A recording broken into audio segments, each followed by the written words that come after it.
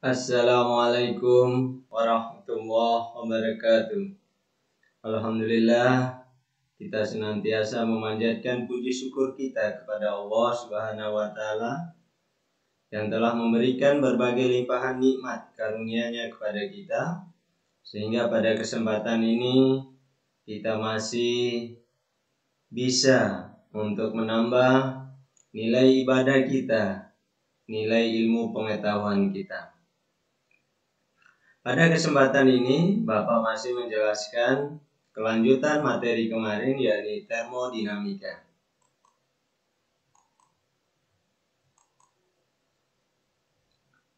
Dengan demikian, kompetensi dasarnya sama seperti yang kemarin, ada 2. Adapun indikator pencapaiannya, fokus pada memahami dan menyelesaikan masalah pada siklus Carnot.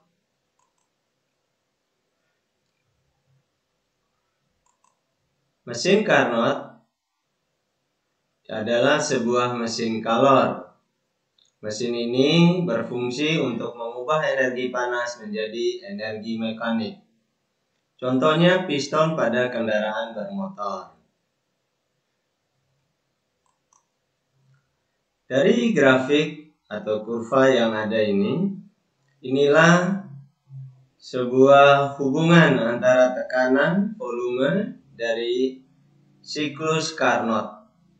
Yang mana yang dimaksudkan dengan siklus Carnot di sini adalah sebuah proses yang diawali dari titik A, terus ke titik B, kemudian ke titik C, ke titik D, dan selanjutnya kembali lagi ke titik A. Itulah yang dinamakan dengan sebuah siklus. Pada titik A ke B, proses ini dinamakan dengan ekspansi isotermal, yang mana gas menyerap kalor dari reservoir panas bersuhu T1 sebesar Q1. Suhu gas pada saat ini adalah T1. Selama Q1 masuk, gas memuai secara isotermal, suhu tetap, sehingga volumenya berubah dari V1 menjadi V2. Pada proses ini, semua kalor yang masuk diubah menjadi usaha, karena tidak terjadi perubahan suhu. Adapun B ke C, itu proses ekspansi adiabatik. Pada proses ini, sistem diisolasi atau dikarantina sehingga proses berlangsung secara adiabatik. Dalam kurung atau kata lainnya, tidak ada kalor yang keluar masuk sistem. Akibatnya, suhu gas akan turun menjadi T2 dan volumenya bertambah dari V2 menjadi V3. Sedangkan proses C ke D itu adalah proses kompresi isotermal. Dalam proses ini, gas dikontakkan dengan reservoir dingin bersuhu T2. Seiring dengan itu, tekanan gas berkurang, dan sebagai akibatnya kalor yang ada dalam gas akan terserap keluar sebesar Q2. Dan volume gas menurun dari V3 menjadi V4. Dan proses yang keempat adalah dari titik D ke A, yakni proses kompresi adiabatik. Pada proses ini, sistem diisolasi, dikarantina, sehingga proses berlangsung secara adiabatik.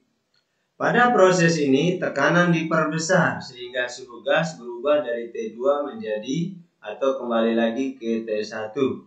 Dan volumenya berubah dari V4 menjadi V1. Nah, proses ini itu akan berulang terus. Nah, itulah yang dinamakan dengan siklus Carnot.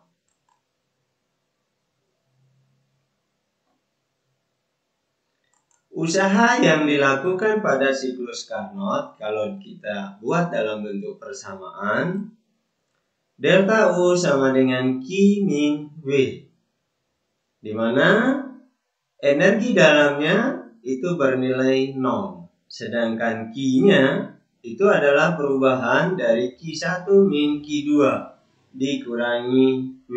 W adalah usaha, Q adalah kalor ya.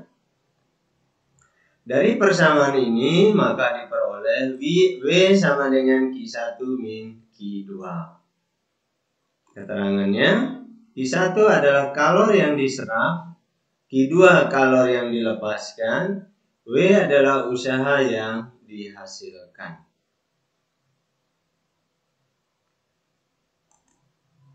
Selanjutnya, efisiensi mesin Carnot. Efisiensi yang dimaksudkan di sini adalah suatu besaran yang menunjukkan seberapa besar kalor yang diserap suatu mesin yang digunakan untuk melakukan usaha. Harus diakui bahwasanya tidak ada suatu mesin yang bisa menyerap semua kalor untuk dijadikan usaha.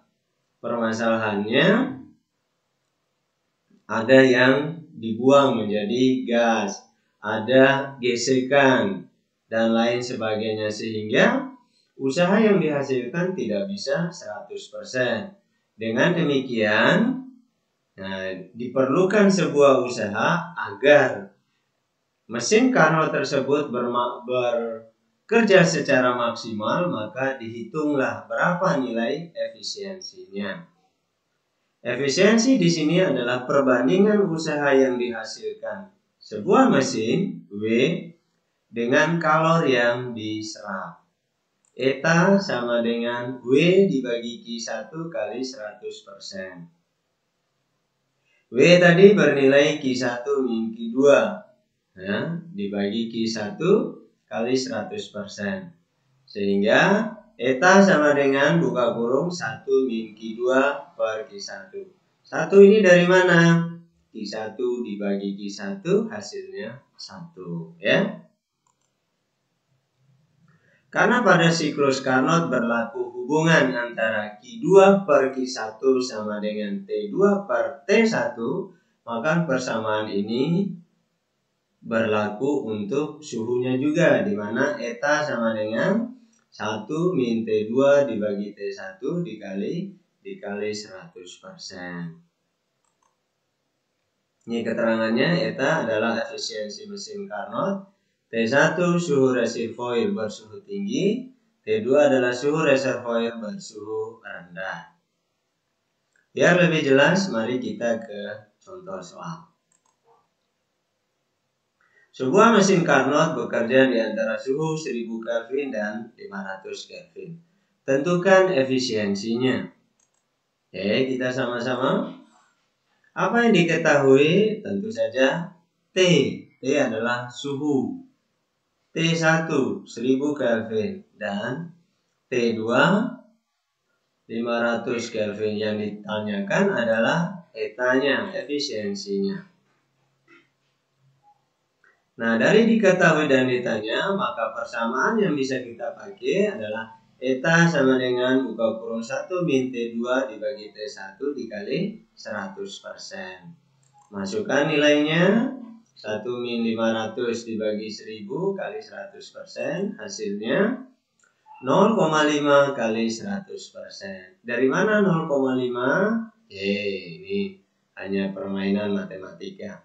1 ini kita jadikan penyebutnya adalah 1000, sehingga 1000 dibagi 1000.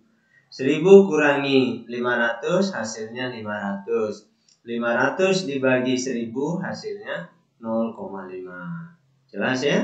0,5 kali 100% hasilnya 50%. Biar lebih paham dengan variasi soal yang berbeda. Sebuah mesin Carnot bekerja di antara suhu 1120 Kelvin dan 280 Kelvin. Jika mesin tersebut menyerap kalor sebesar 5600 Joule, hitung usaha dan kalor yang dilepas mesin Carnot. Jadi kita sama-sama apa saja yang diketahui.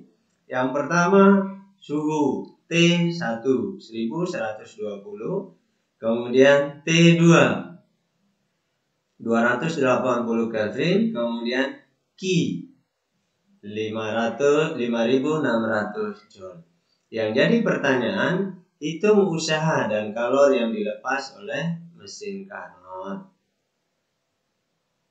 Jadi yang ditanya adalah W dan Q. Tentu saja Q 2 yang di sini yang dimaksudkan ya. Oke. Ada T1, T2, Q1 dan W. Maka ini kita menggunakan rumus gabungan di mana eta sama dengan W per Q1 dan eta sama dengan 1 min T2 dibagi T1 kali 100%. Itu yang digabung. Nah, ini dia. Ini rumus eta pertama, kemudian ini rumus eta kedua. Nah, jadi ini namanya substitusi, ya. Masukkan nilainya, ya. Q1 5600, T2-nya 280 dibagi 1120. Selanjutnya 280 bagi 1120 hasilnya 0,25. 1 dikurangi 0,25 yakni 0,75. Sehingga W sama dengan 5600 kali 0,75 hasilnya 4200 Joule. Kemudian selanjutnya kita mencari nilai Q2. Nah, kalau yang dilepas Q2 sama dengan Q1 min W. Dari mana persamaan ini? Persamaan ini kita peroleh dari W sama dengan Q1 min Q2. Ini yang kita obok-obok. Nah, secara permainan matematika sehingga didapatkan persamaan ini penjabarannya. Q1 5600 dikurangi 4200 hasilnya Q2 1400 Joule. Contoh yang habis saya langsung kita ke tugas. Untuk diketahui, tugas insya Allah Bapak berikan di setiap pertemuan terakhir dari setiap KD atau setiap bab. Dengan demikian, semoga saja ikhtiar ini bisa membuat antum semua semakin rileks dan santai, tetapi bisa mengerjakan tugas dengan maksimal. Ini yang pertama. Yang kedua, 3 dan 4. Jawaban Bapak tunggu sampai jam 17.30 di nanti sore, ya. Demikian pembelajaran kita pada kesempatan ini. Kita akhiri dengan doa kafaratul majelis. Subhanakallahumma wa bihamdika asyhadu an la ilaha illa anta astaghfiruka wa atubu ilaik.